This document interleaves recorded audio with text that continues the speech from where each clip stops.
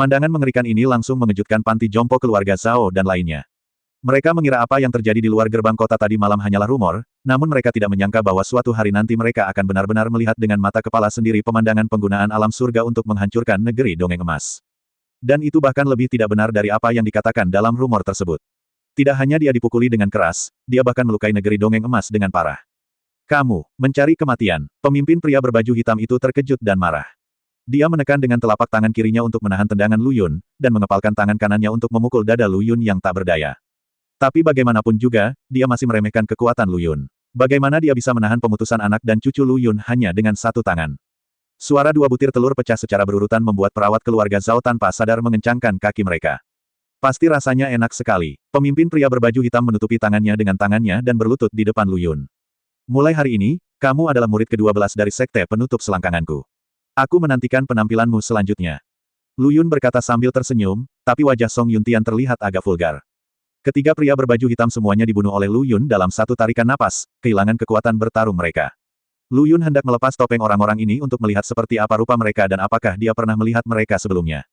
Sebuah proyektil hitam muncul di depan matanya. Baru mendengar dentuman, asap hitam langsung memenuhi seluruh jalan.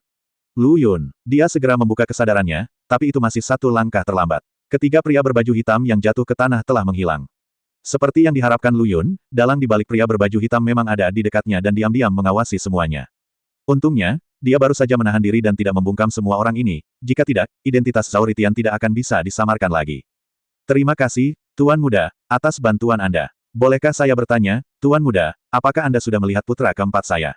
Seseorang dari panti jompo keluarga Zhao bertanya. Oh, kamu sedang membicarakan tentang anak yang baru saja melarikan diri. Dia pergi ke arah itu. Lu Yun menunjuk ke arah dan berkata. Terima kasih banyak, pahlawan muda. Bolehkah saya menanyakan nama Anda, pahlawan muda? Anda telah membantu keluarga Zhao kami, dan keluarga Zhao akan sangat berterima kasih. Tidak perlu, Han Jiangguying, teman lama di dunia, mengapa kita harus bertemu sebelumnya? Ini hanya masalah menghunus pedang untuk membantu saat jalanan sulit. Kata-kata ini tidak mengganggu staf panti jompo keluarga Zhao. Yang bisa saya lakukan hanyalah mengucapkan terima kasih. Omong-omong, izinkan saya menanyakan sesuatu. Apakah ada orang bernama Su yang menjadi terkenal baru-baru ini di kota Zhongzuno? 33. Lu Yun berhenti dan bertanya ketika dia hendak meninggalkan panti jompo keluarga Zhao. Seseorang bernama Su. Perawat keluarga Zhao saling memandang dan menggelengkan kepala satu demi satu. Tiba-tiba seseorang sepertinya mengingat sesuatu dan berkata, Cao Jiao, apakah kamu berbicara tentang pemuda di luar gerbang kota yang berusia sekitar 50 atau 50 tahun dekat dengan Zhang Huyuan kita tadi malam? Hah? Apa kekuatan Zhang Huyuanmu? Lu Yun bertanya dengan kebingungan di wajahnya. Negeri dongeng emas. Aku hanya mengandalkan Daluo Jin dan untuk menerobos. Kata salah satu penjaga keluarga Zhao. Itu pasti orang yang kucari. Di mana dia sekarang? Pemuda bernama Su dibawa pergi oleh putra tertua keluarga Yan. Keluarga Yan. Ya, aku tahu. Ayo pergi. Lu Yun berkata dia akan pergi. Pahlawan muda, harap berhati-hati. Aku ingin tahu apa yang ingin dilakukan pahlawan muda dengan pemuda bernama Su ini. Lu Yun berpikir sejenak dan berkata, saya adalah tuan orang ini, dan dia mencuri senjata ajaib yang sangat penting dari saya. Saya harus mendapatkannya kembali. Benar sekali, keluarga Zhao kita juga memiliki beberapa konflik dengan pemuda bernama Su. Jika pahlawan muda itu tidak menyukainya, dia bisa kembali ke keluarga Zhao bersama kita. Kata perawat keluarga Zhao. Lu Yun menolak tanpa berpikir. Dia tidak cukup gila untuk memainkan dua peran di bawah pengawasan semua orang di keluarga Zhao. Lupakan, aku sudah terbiasa menganggur. Lebih baik jangan menyerah. Jika ada berita lain, kamu bisa pergi ke kedai Suanyi terdekat untuk menemukanku. Jika tidak terjadi apa-apa, biasanya aku akan ada di sana. Lu Yun menyebutkan nama kedai yang tidak sengaja dia lihat tadi dan berencana untuk pergi. Tanpa diduga, ketika panti jompo keluarga Zhao mendengar tentang kedai Suanyi, semua orang tampak terkejut. Suanyi Tavern, tidak heran pahlawan muda itu mengambil tindakan. Ternyata itu adalah seseorang dari Suanyi Tavern. Aku baru saja tersinggung. Tolong jangan tersinggung. Lu Yun, mungkinkah yang dia sebutkan selanjutnya memiliki banyak latar belakang? Tapi dia mencari ingatan Yan Yan dan tidak menemukan apapun tentang Suanyi Tavern. Ini aneh. Tapi saat ini, kami pasti tidak bisa bertanya kepada panti jompo keluarga Zhao tentang masalah ini. Yang terbaik adalah pergi dulu. Lagi pula, dalang di balik pria berbaju hitam mungkin masih memata-matai secara diam-diam di balik bayang-bayang di sekitar sini. Keterlambatan akan membawa perubahan. Lu Yun menghilang ke dalam kegelapan di bawah tatapan kaget Zhao Jianyuan dan yang lainnya. Namun, Lu Yun tidak segera kembali ke Zhao Ritian, dia tetap harus berhati-hati. Dia berkeliaran tanpa tujuan di sekitar dua jalan itu dua kali, dan tiba-tiba di kedai Suanyi yang disebutkan sebelumnya. Toko itu tidak besar, dan lampu redup di ruangan itu bergoyang dari waktu ke waktu. Beberapa meja anggur terlihat samar-samar, serta seorang pria mabuk tergeletak di atas meja dan tidur nyenyak. Lu Yun berpikir, datang dan lihatlah. Tepat pada waktunya untuk menghilangkan keraguan di benak saya dan melihat dari mana asal kedai Suanyi yang bahkan mengejutkan panti jompo keluarga Zhao. Begitu dia melangkah ke dalam kedai, Lu Yun dikunci oleh beberapa indera ilahi. Para pria mabuk yang sedang berbaring di atas meja juga membuka mata mereka satu demi satu, duduk tegak dan menatap Lu Yun, dengan rasa jijik yang tak terselubung di mata mereka. Saat ini, seorang wanita yang mengenakan congsam merah cerah muncul dari balik meja kasir. Meskipun dia terlihat sedikit lebih tua, di usia awal 40-an, pesonanya masih ada, dan setiap kerutan serta senyumannya penuh pesona. Meski tokonya kecil, namun menyediakan akomodasi, makanan dan wine, namun juga memiliki aturannya sendiri. Tidak menerima batu spiritual atau sumber hewani. Apalagi toko tersebut memiliki ruang yang terbatas, keluarkan pantat mereka. Sang induk semang berkata sambil tersenyum cerah, seolah-olah sesuatu yang baik akan segera terjadi. Sudut mulut Lu Yun sedikit terangkat, dia khawatir tidak ada tempat untuk meletakkan Song Yuntian. Bukankah ini tempat yang tepat? Sudahkah kamu memilih harta karun Feng Shui di toko kecil? Nak. Sang induk semang memandang Lu Yun dengan senyuman di matanya. Hanya dia, Lu Yun lalu menunjuk pria mabuk di pojok. Dalam sekejap, seluruh kedai Suanyi menjadi sunyi, dan Anda dapat dengan jelas mendengar pin jatuh ke tanah. Lalu semua orang di kedai itu tertawa terbahak-bahak. Anak ini berani menantang dadu mabuk tanpa mengetahui hidup atau matinya. Dia benar-benar mencari kematian. Ada sesuatu yang bagus untuk ditonton sekarang. Nyonya Bos, sepertinya Anda pergi ke halaman belakang untuk menyiapkan peti mati lagi. Pemilik yang mengenakan congsam merah juga menatap Lu Yun dengan sedih. Kenapa kamu memilih dia? Sekarang bahkan kayu bakar yang terbakar pun akan digunakan untuk membuat peti mati. Dadu mabuk, bangun, dadu mabuk, seseorang menantangmu. Pria jorok di pojok dengan rambut acak-acakan dan bau alkohol berdiri tanpa mengucapkan sepatah kata pun, dan lalat beterbangan di sekelilingnya. Siapa? Kamu mengganggu mimpi indahku, aku akan mencabik-cabiknya. Zui berkata dengan mengantuk, terlihat seperti sangat marah setelah bangun. Lu Yun mengerutkan kening. Dilihat dari aura yang dipancarkan oleh dadu mabuk ini, dia seharusnya setengah langkah menuju alam abadi emas. Tapi karena dia bisa menjadi pemimpin kedai Suanyi, dia pasti memiliki beberapa kemampuan. Bos wanita, apa aturan tokonya? Lu Yun mengalihkan pandangannya dari dadu yang mabuk dan menatap bos wanita itu. Aturan Suanyi Tavern adalah tidak ada aturan. Siapapun yang diusir dari pub terlebih dahulu akan kalah. Kata bos wanita yang mengenakan congsam merah. Aku suka aturan ini. Lu Yun berkata dengan sudut mulutnya sedikit terangkat, Bos Nona. Beri aku sebotol anggur hangat. Aku seharusnya bisa meminumnya saat aku mengalahkan pemabuk ini. Begitu kata-kata ini keluar, seluruh kedai Suanyi tercengang.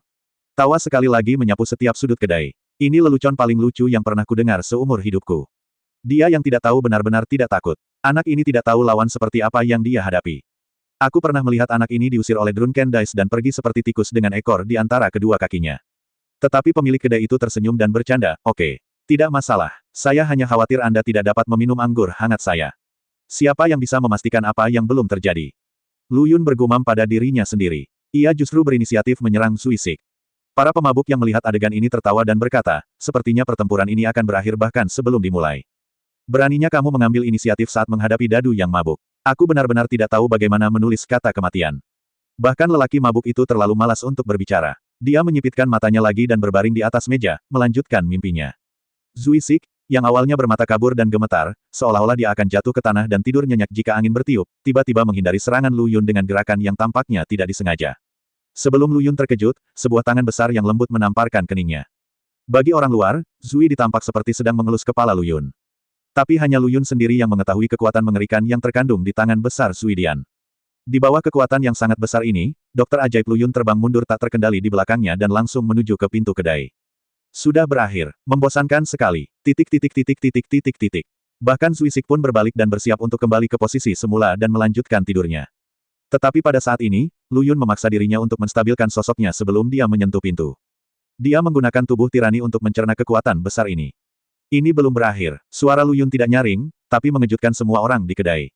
Anak ini tidak keluar dan difoto. Ini adalah suara semua orang di kedai minuman. Kalimat berikutnya membuat semua orang yang hadir memandang Lu Yun 2 kali. Dan disitulah tempat dudukku, tempat kamu akan duduk. Gila, sangat gila. Mereka yang tidak tahu lebih baik mengira bahwa orang yang baru saja tersingkir adalah Drunken Sik. Kata-kata Lu Yun pun berhasil membuat marah Zuisik, dan kulit aslinya yang berwarna perunggu berubah menjadi merah dengan mata telanjang. Sialan, itu tidak bagus. Mati yang mabuk itu merah dan hangat, lari. Jian Yima adalah pria yang berbicara dengan bebas, mengapa kamu ingin kami yang menyalahkannya? Berhentilah mengeluh, lari, kalau tidak, akan terlambat. Aku harus menjaga anak ini nanti. Jika dia bisa selamat dari mabuknya dadu. Titik titik titik titik titik titik. Pemiliknya menghela nafas dengan sangat sedih, ini adalah toko yang baru saja saya bangun. Sekarang saya harus membangunnya lagi. Kamu bisa mengangkat panci yang berat saat kamu mabuk. Suara serak keluar dari mulut Zui Ding. Tubuhnya terhuyung ke arah Lu Yun. Setiap langkah yang tampak ringan meninggalkan jejak besar di tanah. Aku tidak pernah kalah dalam kompetisi kekuatan kasar. Lu Yun mengepalkan tangannya dengan keras, dan pakaian di bagian atas tubuhnya langsung terbuka. Otot-ototnya yang kusut berdetak kencang, dan lekuk ototnya yang sempurna menunjukkan estetika kekerasan. Ledakan, lantai kedai Suanyi hancur dan terbang, dan meja, kursi, dan bangku berubah menjadi serbuk gergaji saat disentuh. Ah! Lu Yun meraung dengan marah, dan otot-otot di sekujur tubuhnya tampak hidup, berdetak kencang, dan kekuatan tak terbatas meledak darinya. Bang! Tubuh Zuidian dengan ekor merah menabrak dinding dan jatuh dengan keras ke halaman belakang kedai Suanyi. Pemandangan mengerikan ini membuat para pemabuk yang melarikan diri dari kedai Suanyi menatap lurus ke mata mereka. Bagaimana ini mungkin? Anak itu benar-benar mengalahkan Drunken Sik.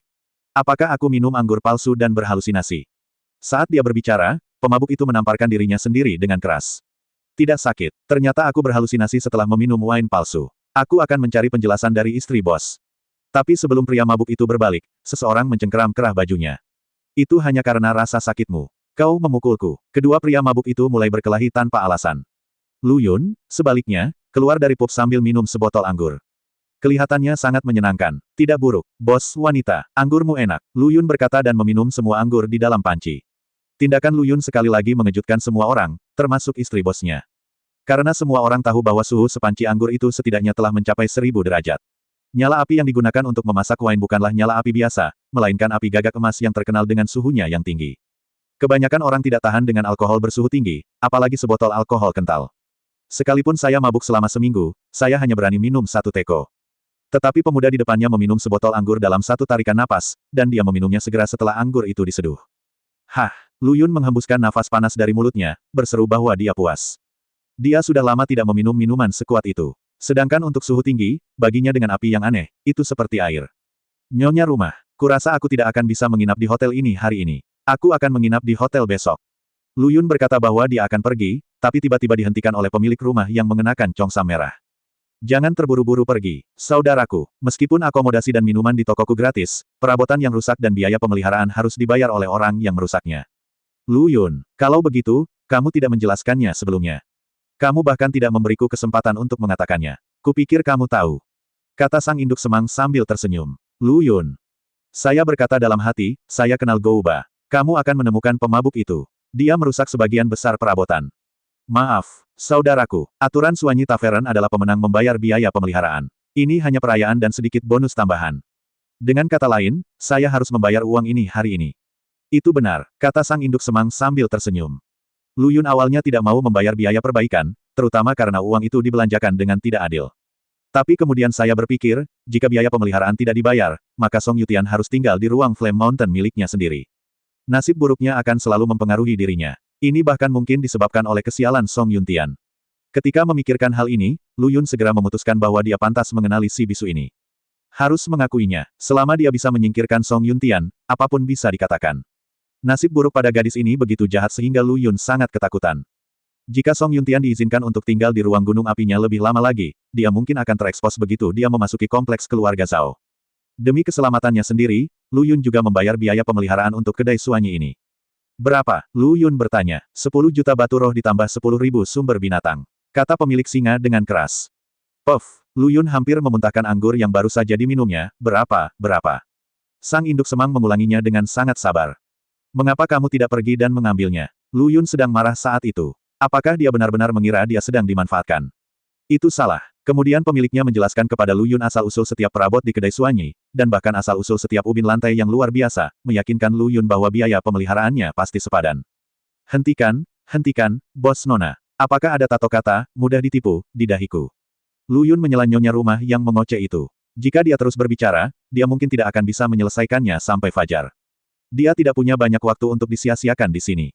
Saudaraku, apa maksudmu dengan ini? Kenapa menurutmu begitu? Selain itu, rasakan perubahan pada tubuhmu. Sebotol anggur Golden Crow yang baru saja kamu minum akan membutuhkan ratusan sumber binatang. Bos wanita dan Lu Yun dengan congsam merah menjelaskan. Lu Yun mengepalkan tangannya, dan sel-sel di tubuhnya mulai berdetak dengan cepat. Dalam sekejap, Lu Yun menjadi mesin uap, dan sejumlah besar kabut keluar dari dirinya. Setiap orang yang hadir pernah meminum wine jenis ini dan memiliki pemahaman yang mendalam tentangnya. Semakin banyak uap yang keluar dari tubuh, semakin baik pula penyerapan wine Golden Crow. Tapi ini pertama kalinya mereka melihat seseorang seperti Lu Yun yang bisa mengeluarkan tenaga begitu cepat sekaligus. Bahkan bos wanita belum pernah mendengar tentang situasi Lu Yun. Bahkan membuatnya merasa bahwa biaya pemeliharaan yang baru saja dikutip sepertinya agak rendah. Tapi setelah uapnya hilang, semua orang tercengang. Lu Yun menghilang. Sialan, anak ini tidak akan mengambil kesempatan untuk melarikan diri, kan? Wai Rui, bocah ini sedang menghadapi nasib buruk yang besar. Dia berani melarikan diri dari hutang kedai Suanyi. Apakah menurutmu bos wanita akan memotong tangannya kali ini? Atau memotong kakinya? Aku akan memotongnya menjadi beberapa bagian, kata sang induk semang dengan wajah cemberut. Dalam bayangannya, sesosok tubuh perlahan muncul. Tapi begitu dia menunjukkan kepalanya, dia dilangkah mundur oleh sang induk semang. Karena Lu Yun tidak melarikan diri, dia baru saja memasuki kedai Suanyi. Saat ini, dia sedang berdiri di halaman belakang kedai Suanyi, mencari benda-benda di Zui Dian yang pingsan olehnya. Setelah membersihkan isi cincin penyimpanan yang disitanya, Lu Yun mengembalikan 2 cincin penyimpanan itu ke Zui Dian. Biarkan Hou berjalan kembali dengan puas. Dia melemparkan 2 cincin penyimpanan yang tersisa di tangannya kepada sang induk semang dan berkata, isi di sini seharusnya hampir sebanding dengan biaya pemeliharaanmu. Pemiliknya melihat deretan senjata ajaib yang mempesona dan tumpukan batu spiritual di dalamnya, dan mulutnya sangat pecah-pecah sehingga dia tidak bisa menutupnya. Rupanya dia cukup puas dengan biaya pemeliharaan yang dibayarkan oleh Lu Yun. Ketika Lu Yun melihat ini, dia melambaikan tangannya dan pergi sambil berkata, jangan lupa apa yang saya katakan sebelumnya, semoga tempat ini diperbaiki dan sempurna besok. Lu Yun berkeliaran di jalan sebentar, dan setelah memastikan tidak ada yang mengikutinya, dia berubah menjadi Zhao Ritian dan berlari menuju kompleks keluarga Zhao. Saat ini, keluarga Zhao telah mengirimkan semua panti jompo di keluarga tersebut, dan jalanan penuh dengan orang yang mencari Zhao Ritian. Melihat ini, Lu Yun mengacak-acak rambutnya dan mengambil beberapa daun dari bunga di sekitarnya dan menaruhnya di kepalanya. Dia terlatih-tatih dan memegang pinggangnya dan muncul di depan panti jompo keluarga Zhao. Tuan muda keempat, Tuan muda keempat, Tuan muda keempat ada di sini. Ketika mereka melihat Lu Yun, staf perawat keluarga Zhao hampir menangis. Jika kepala keluarga Zhao mengetahui bahwa mereka gagal melindungi Tuan muda keempat, dia akan marah dan semua staf perawat harus menerima kotak makan siang. Tuan muda keempat, ada apa denganmu? Di mana kamu? Panti jompo keluarga Zhao bertanya dengan prihatin. Lu Yun berpura-pura tenang dan berkata, jangan bilang. Bukankah aku sedang dikejar oleh bajingan berbaju hitam itu? Dalam keputusasaan, dia memanjat tembok untuk melarikan diri, tapi kakinya terpeleset dan kepalanya mendarat, pertama di tanah, jatuh dan pingsan. Ini Tuan muda keempat, kata perawat keluarga Zhao. Satu-satunya orang di dunia yang bisa melakukan ini adalah Zhao Ritian. Perawat keluarga Zhao berkata dalam hatinya, untungnya, tembok bangunan di kota Zhongzhou nomor 33 tidak tinggi, jika tidak, tidak perlu ada orang yang membunuhnya, dan jika dia meletakkan seekor anjing di belakangnya, dia mungkin akan melakukannya, akan dilempar sampai mati oleh tuan mudanya dengan tergesa-gesa. Apa katamu? Lu Yun berkata dengan alis terangkat. Kubilang tuan muda keempat sangat tampan. Panti jompo keluarga Zhao berkata dengan tergesa-gesa. Tidak, jumlah kata-katanya tidak cocok. Lu Yun sedikit menempel pada kuncir orang lain. Dia tidak punya pilihan selain akhirnya memainkan peran playboy untuk sementara waktu, yang pasti melegakannya. Jangan khawatir tentang detail ini. Tuan muda keempat. Perawat keluarga Zhao menjemput Lu Yun dari kiri ke kanan dan berjalan menuju halaman keluarga Zhao. Nyonya sedang memikirkanmu. Tuan muda keempat, ayo cepat kembali. Istri yang disebutkan oleh perawat keluarga Zhao juga merupakan istri utama keluarga Zhao dan ibu kandung dari Zhao Ritian. Seperti kepala keluarga Zhao, istri ini lebih menyayangi Zhao Ritian daripada dirinya. Bagaimanapun, karena melahirkan Zhao Ritian, dia memiliki status yang dia miliki saat ini di keluarga Zhao. Di negeri Dingin Utara, sebuah berita menyebar dari kerajaan Dingin Utara, langsung menyapu 4 benua di Tenggara, Barat Laut, dan Barat Laut. Itu masih dirilis oleh Tian Dilou. Isi umumnya adalah untuk membantu Beidi mengklarifikasi, dan dia bukannya tidak mau. Dan karena alasan ini, dia akan mengadakan pernikahannya pada musim dingin ini, kurang dari setengah tahun lagi. Sedangkan untuk tunangannya, dia akan merahasiakannya untuk sementara waktu dan akan menunggu hingga hari pernikahan untuk mengumumkannya. Laporan ini belum berakhir, dan beberapa informasi latar belakang tentang tunangan Beidi akan dirinci nanti. Berasal dari tanah Nanyu, dia memiliki kekuatannya sendiri, dan tuannya adalah Xiao Yao Immortal. Hal tersebut sepertinya hanya sekedar pernyataan penyangkal rumor yang dikeluarkan Beidi demi mengembalikan citranya. Namun nyatanya ini juga merupakan jebakan yang dibuat untuk Lu Yun. Menurut kebanyakan orang, yang cocok dengan tunangan Beidi adalah Ping Sui, pemilik menara Tiandi. Namun hal ini tidak terjadi. Karena saudara perempuan Ping Sui dan sahabat Lu Yun juga memenuhi persyaratan, Ping Lu. Putraku yang berharga, kamu menakuti ibumu sampai mati. Seorang wanita muda cantik menggendong Lu Yun, menciumnya di kiri dan memeluknya di kanan. Cetakan bibir merah besar hampir menutupi wajah Lu Yun. Zhao Ritian bisa menjadi seorang playboy, dan setiap bekas bibir memiliki tanggung jawab yang tidak dapat disangkal. Cukup, sudah cukup, Bu, jika kamu mencium putramu lagi, wajahnya akan memerah. Kata Lu Yun sambil menyingkirkan piring berwajah besar yang datang lagi. Sayangku sayang kecil, aku sangat mengkhawatirkan ibuku malam ini. Lihat, berat badan ibuku turun karena dia mengkhawatirkanmu. Kata Nyonya Zhao sambil berlinang air mata. Sudut mulut Lu Yun bergerak-gerak, dan dia berpikir, lain kali kamu mengatakan ini, bisakah kamu menyingkirkan ikan besar di meja ini terlebih dahulu, dan menyeka noda minyak di sudut mulutmu, mungkin akan ada beberapa peningkatan dalam apa yang Anda katakan. Sangat sedikit kredibilitas. Tapi Lu Yun tidak mengatakan apa-apa pada akhirnya, dia tidak punya pilihan selain berhati-hati saat memasuki kompleks keluarga Zhao. Dia bisa dengan mudah ketahuan jika dia berbicara tanpa menahan diri. Lu Yun masih memahami bahwa terlalu banyak kesalahan berarti terlalu banyak kesalahan. Selain itu, Lu Yun juga curiga seseorang di kompleks keluarga Zhao menginginkan nyawanya. Pria berkulit hitam yang membunuhnya malam ini hanya bisa dikirim oleh seseorang dari keluarga Zhao. Mungkin Nyonya Zhao di depannya dan dua pelayan di sampingnya mungkin adalah mata-mata dari orang yang memiliki motif tersembunyi. Lu Yun berbicara dengan Nyonya Zhao 2 atau 3 kata lagi, lalu membuat alasan dan pergi. Sekarang sudah hampir fajar, dan bintang-bintang tidak lagi seterang sebelumnya, dan bagian timur juga menunjukkan kecemerlangan seputih ikan. Lu Yun berbaring. Efek pengobatan dari anggur gagak emas telah diuapkan oleh api aneh jauh sebelum dia kembali. Jika tidak, dia masih bisa tidur dengan kekuatan anggur tersebut. Jika pemandangan halaman keluarga Zhao dari atas yang ditunjukkan Yan Hongcai kepada saya benar, halaman Zhao Ritian seharusnya ada di sini. Lu Yun melihat ke arah yang benar dan memutar di halaman keluarga Zhao. Dia telah memasuki halaman Zhao Ritian. Begitu mereka memasuki gerbang halaman, 4 atau 5 gadis berusia 12 atau 13 tahun membuka pintu dan berjalan keluar dengan tertib. Selamat datang Tuan Muda. Lu Yun tercengang dengan pemandangan ini, dan dia memarahi Zhao Ritian di dalam hatinya. Dia sangat bodoh. Jika saya tahu tentang kebaikan gadis ini, saya seharusnya menghancurkannya ketika dia berada di Menara Yingchun. Meskipun Lu Yun tidak terbiasa dikelilingi oleh sekelompok gadis, agar tidak ketahuan, dia harus dipaksa untuk digendong kembali ke rumah oleh mereka. Begitu mereka memasuki rumah dan pintu ditutup, 3 dari 4 gadis itu menyapa Lu Yun dengan terampil, dan gadis yang tersisa mulai melaporkan kepada Lu Yun tentang pergerakan semua orang di kompleks keluarga Zhao malam ini. Lu Yun benar-benar terkejut. Dia tidak menyangka bahwa Zhao Ritian, yang terlihat seperti playboy, sebenarnya adalah orang yang sangat bijaksana dan bodoh secara pribadi. Lu Yun harus mengakui bahwa dia dibuat bingung oleh Zhao Ritian. Namun segera Lu Yun menyadari bahwa dia terlalu banyak berpikir. Ketiga gadis yang membuka baju dan membuka bajunya tiba-tiba mengubah aura mereka, dan mereka menahan titik vital Lu Yun. Gadis yang melaporkan situasi dengan serius sekarang memasang wajah dingin dan berkata, "Kamu bukan Tuan Muda keempat. Siapa kamu?" Lu Yun tercengang. Dia tidak menyangka setelah berusaha keras menyamar, identitasnya akan terungkap pada hari pertama. Namun Lu Yun tidak mengakui bahwa ini adalah masalahnya sendiri, dan malah menyalahkan semua alasan pada atribut buruk Song Yuntian di ruang Flame Mountain. Lu Yun juga menjadi lebih bertekad untuk mengeluarkannya dari ruang Flame Mountain secepat mungkin. Kalau tidak, mengingat nasib buruk gadis ini, Lu Yun mungkin sudah mati di kompleks keluarga Zhao. Namun, pengungkapan Lu Yun tidaklah mengejutkan. Bagaimanapun, di keluarga Zhao, orang yang paling mengenal Zhao Ritian bukanlah orang tuanya yang menyayanginya, melainkan keempat gadis pribadi di bawah umur ini. Tidak perlu bicara dengannya, cukup beritahu kepala keluarga secara langsung. Kata gadis yang memegangi tenggorokan Lu Yun. Tunggu, kata Lu Yun sambil tersenyum, tanpa merasa nyawanya terancam. Bisakah kamu membuatku mengerti dengan jelas bagaimana kamu mengetahui identitasku? Gadis yang melaporkan situasi sebelumnya tertegun sejenak, mungkin berpikir bahwa Lu Yun sudah di bawah kendali mereka dan tidak dapat membuat gelombang besar apapun. Kemudian dia menjelaskan kepada Lu Yun, Tuan Muda keempat tidak akan pernah mendengarkan laporan informasi saya begitu lama. Jika itu adalah Tuan Muda keempat, dia akan mengusir saya dengan tidak sabar. Dan Anda tidak hanya mendengarkan, tetapi juga kedengarannya lesat. Lu Yun tertawa terbahak-bahak, tertawa bahwa dia bisa dikalahkan oleh pikiran halus seorang gadis kecil. Namun bagaimanapun juga, karena batasan usia, mereka masih terlalu mudah mempercayai orang lain ketika mereka tidak berpengalaman di dunia tersebut. Terima kasih atas pengingatnya, lain kali aku akan memperhatikannya. Gadis yang melaporkan informasi itu terkejut, lain kali. Kamu tidak punya waktu berikutnya. Itu tidak mungkin untuk dikatakan. Lu Yun berkata sambil tersenyum. Senyuman itu sangat cerah, tapi itu mengungkapkan niat membunuh yang tak terkatakan. Kulit kepala gadis-gadis ini mati rasa. Saudari, lakukan. Gadis yang melaporkan informasi itu berteriak dengan tajam. Namun hanya 3 dentang yang terdengar, dan serangan dari 3 gadis lainnya sepertinya mengenai lempengan besi.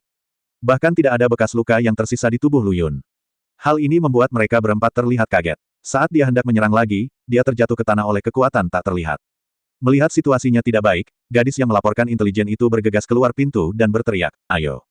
Begitu dia meneriakkan sepatah kata pun, sepasang tangan yang kuat menutup mulutnya dari belakang dan hendak menyeretnya kembali ke dalam rumah. Tapi lengannya menegang dan dia membeku di tempat. Karena saat ini sesosok tubuh sedang berdiri di depan halaman sambil menatap kosong ke segala arah. Dan orang ini tidak lain adalah kepala agresif keluarga Zhao yang pergi ke keluarga Yan untuk mencari tempat bagi Zhao Ritian. Jantung Lu Yun berdetak kencang, dan dia diam-diam mengutuk Song Yuntian lagi. Ini pasti karena atribut kesialannya lagi. Bahkan jika kepala keluarga Zhao datang terlambat 1 menit pun, dia akan mampu menjaga keempat gadis ini. Bagaimana bisa suatu kebetulan bahwa kita kebetulan mengejar momen kritis ini? Jika ini tidak ditangani dengan baik, Lu Yun mungkin tidak akan mendapat masalah. Kepala keluarga Zhao adalah orang pertama yang berbicara, "Nak, mengapa kamu tidak datang mengunjungi saya sebelum kamu menyelesaikan pekerjaanmu?" Lu Yun berbisik di telinga gadis di pelukannya, "Apakah menurutmu pemimpin keluarga Zhao lebih percaya pada perkataan putraku yang berharga, atau pada perkataanmu, seorang pelayan yang tidak dikenal?" Setelah mengatakan ini, Lu Yun berhenti menutup mulut gadis itu dan memandang tubuhnya yang tidak bergerak seperti boneka. Lu Yun berjalan menuju kepala keluarga Zhao sambil tersenyum. Fakta bahwa gadis ini dapat mengetahui bahwa Lu Yun palsu dari detail kecil menunjukkan bahwa dia adalah orang yang cerdas. Anda pasti bisa memahami maksud dari apa yang baru saja dikatakan Lu Yun. Tidak, tidak apa-apa, ayah. Bagaimana kabarmu? Begitu Lu Yun mengucapkan kata-kata ini, seolah-olah dia memanggil kepala keluarga Zhao untuk berbicara. Lupakan anakku, binatang buas dari keluarga Yan itu benar-benar bukan apa-apa. Kemanapun aku pergi, ayahku benar-benar mendengarkan bajingan kecil dari keluarga Yan. Namun, aura ayahnya cukup kuat, dan dia akhirnya menakuti bajingan kecil dari keluarga Yan. Dia mendapat kabar bahwa bajingan bernama Su kini telah lari keluar kota. Petik 2. Apa, biarkan bajingan bernama Su itu melarikan diri. Kata Lu Yun, berpura-pura marah dan tidak melampiaskan amarahnya. Putraku yang berharga, tenangkan amarahmu, jangan terlalu marah, jangan khawatir, aku telah mengirim orang untuk memburu bajingan itu di luar kota. Dia pikir dia akan aman jika dia lari ke tempat di luar kota di mana tidak ada seorang pun yang peduli padanya. Ayahku ingin dia tahu bahwa jika dia menyinggung keluarga Zhao, tidak akan ada tempat baginya bahkan di sudut paling terpencil di dunia. Kepala keluarga Zhao meyakinkan putranya dan meyakinkannya dengan tegas. Lu Yun akhirnya sedikit menenangkan amarahnya, tapi ada momen yang membuatnya sedikit bingung. Dalam keluarga Zhao, siapakah anak laki-laki dan siapa ayah, kepala keluarga Zhao dan Zhao Ritian? Mengapa cara bicaranya justru sebaliknya? Anakku, kamu tahu, kamu sudah dewasa. Kamu masih keluar dan bermain-main sepanjang hari. Kamu tahu, jika aku menikah denganmu, kita akan sama di rumah, dan kita akan aman. Kata kepala keluarga Zhao sambil tersenyum. Lu Yun memutar matanya dan berkata dengan nada playboy, "Ayah, apakah kamu memintaku menyerahkan seluruh hutan demi sebatang pohon? Dan aku punya banyak alasan untuk meragukannya, ayah, kamu ingin punya cucu." Kepala keluarga Zhao tersenyum, sedikit malu, seolah-olah Lu Yun telah memberitahunya sebuah rahasia kecil di dalam hatinya. "Anakku sayang, pikirkanlah, sudah kubilang, meninggalkan satu di rumah tidak akan menghentikanmu pergi keluar untuk bersenang-senang. Aku berpikir ketika aku menjadi seorang ayah, bibiku yang ke-13, bukankah aku akan tetap pergi keluar dan punya kekasih? Menikahinya kembali, hanya karena aku tidak ingin kamu tiba-tiba tertarik, cari saja beberapa pelayan rendahan untuk melampiaskan amarahmu." Saat kepala keluarga Zhao berbicara, dia menatap perawan itu dengan bingung di depan rumah. Lu Yun mengerutkan kening, perbedaan antara mulia dan rendah hati seperti ini adalah hal yang paling dia benci. Tidak perlu bersusah payah seperti itu, ayah. Mengapa ayah tidak membangunkanku rumah bordil saja di halaman rumahku? Dengan begitu, perawat keluarga Zhao kita bisa datang dan bersantai ketika mereka tidak ada pekerjaan. Bukankah menyenangkan? Petik 2. Kepala keluarga Zhao dengan cepat menggelengkan kepalanya dan berkata, bagaimana ini bisa dilakukan? Ini menyinggung putraku yang berharga. Kalau begitu, ayah, tolong jangan menyebutkannya di depanku. Lu Yun berkata sambil tersenyum, cepat temui ibuku. Dia sangat khawatir karena kami berdua menderita lebih dari 20 luka malam ini. Petik 2. Lu Yun berkata sambil mendorong kepala keluarga Zhao keluar halaman. Sebuah ledakan, tutup langsung dari pintu. Meskipun kepala keluarga Zhao sedikit tidak puas, siapa yang meminta putranya yang berharga melakukan ini? Dia menghela nafas panjang, menggumamkan sesuatu yang tidak diketahui dan pergi. Sebelum mereka melangkah jauh, mereka mendengar teriakan gadis-gadis dari halaman. Tuan, tidak, Tuan, titik. Kepala keluarga Zhao menggelengkan kepalanya dan berkata dalam hatinya, sungguh dosa. Gadis sekecil itu tidak bisa melahirkan seorang cucu untuk dirinya sendiri. Oke, berhenti berteriak, orang-orang sudah pergi. Lu Yun memanggil keempat gadis itu kembali ke rumah. Dia sengaja membuat mereka berteriak sekarang. Alasannya adalah agar kepala keluarga Zhao mendengarkan. Sekarang apa yang akan kamu lakukan dengan kami? Kata gadis terkemuka, pembuangan. Mengapa kami harus membuangmu? Kami membuangmu dengan gegabah, tetapi hanya untuk menimbulkan kecurigaan orang lain. Lu Yun menyesap teh di atas meja dan berkata. Keempat gadis itu tersenyum. Anda harus tahu bahwa pil racun paling terkenal dari keluarga Zhao dimasukkan ke dalam teh. Setelah meminumnya, pembuluh darah di seluruh tubuh akan pecah dan langsung mati. Tapi tak lama kemudian senyuman di wajah gadis-gadis itu membeku. Melihat tidak terjadi apa-apa, Lu Yun meminum setiap tetes teh di cangkirnya, tapi tidak terjadi apa-apa. Lu Yun meletakkan cangkir tehnya dan berkata sambil tersenyum, aku pandai membuat teh. Perhatikan saja dosisnya saat aku memasukkan racun ke dalamnya. Teh ini hampir berubah menjadi bubur. Kamu bisa tahu sekilas ada sesuatu yang salah. Siapa lagi yang akan tertipu selain aku? Saat dia mengatakan ini, Lu Yun benar-benar bersendawa dengan pikiran tidak puas. Dengan racun kecil ini, hanyalah mimpi bodoh untuk berpikir bahwa Lu Yun bisa melakukan apa saja padanya. Mengapa ikan yin yang dan api aneh di tubuhnya tidak bisa dimurnikan? Jangan terlalu gugup, aku tidak akan melakukan apapun padamu, jangan khawatir. Selama kamu bersikap seperti biasa dan tidak menghalangiku melakukan sesuatu, kamu bisa melakukan apapun yang kamu suka. Lu Yun berkata dan berjalan menuju tempat tidur. Tapi sebelum dia tidur, dia tertegun. Dia melihat ke rumah anjing yang terbuat dari jerami dan bertanya kepada keempat gadis itu, apakah Zauritian ini biasanya punya anjing? Kenapa aku belum pernah melihat anjing seperti dia? Kemarahan dan rasa malu melintas di mata keempat gadis yang mendengar ini. Disitulah kami tidur. Kami adalah anjing yang dibesarkan oleh Tuan Muda. Mendengar kata-kata ini keluar dari mulut empat gadis yang baru berusia 11 atau 12 tahun, hati Lu Yun seolah terkepal erat oleh kekuatan tak kasat mata, dan napasnya menjadi berat. Ikan-ikan kecil yin dan yang berenang dengan cepat di depan mata, tiba-tiba muncul dari mata, dan langsung menuju ke rumah anjing yang terbuat dari jerami. Api yang berkobar membakar di dalam rumah, membuat wajah keempat gadis itu memerah. Mereka berpelukan dengan gugup, dan tidak ada yang berani menatap langsung ke mata Lu Yun. Dalam pandangan mereka, ini adalah ancaman Lu Yun terhadap mereka. Nyala api yang berkobar sepertinya memberitahu mereka bahwa jika mereka tidak menuruti permintaan Lu Yun, ini akan menjadi takdir mereka. Namun apa yang dikatakan Lu Yun selanjutnya membuat keempat gadis itu tercengang. Kalian berempat, tidurlah di ranjang ini hari ini. Setelah fajar, aku akan meminta seseorang untuk mengirimkan tempat tidur besar. Setelah mengatakan itu, Lu Yun duduk kembali di kursi aslinya, menyandarkan kepala di atas tangan dan memejamkan mata sambil melihat cahaya bulan yang bersinar di luar halaman. Keempat gadis itu saling memandang dengan kaget. Mereka belum tersadar dari keterkejutan yang dibawa oleh Lu Yun. Ini juga pertama kalinya mereka merasa dihormati. Kakak, apakah dia sedang menguji kita? Kita, seorang gadis berkata dengan takut-takut. Aku juga tidak tahu. Gadis yang melaporkan informasi kepada Lu Yun berkata dengan mata bergerak. Meskipun dia bukan anak tertua dari empat gadis, dia adalah yang paling dewasa secara mental di antara mereka. Mereka berempat mampu bertahan begitu lama di tangan bajingan Zauritian itu, berkat kakak perempuan tertua ini. Apa yang kamu lakukan sambil berdiri diam? Apa kamu tidak mengantuk? Suara malas keluar dari mulut Lu Yun. Jangan khawatir, niat kami hanyalah membiarkanmu hidup seperti manusia. Kata-kata Lu Yun seperti sebuah kunci, membuka belenggu yang memenjarakan keempat gadis itu. Malam ini mereka tidur nyenyak.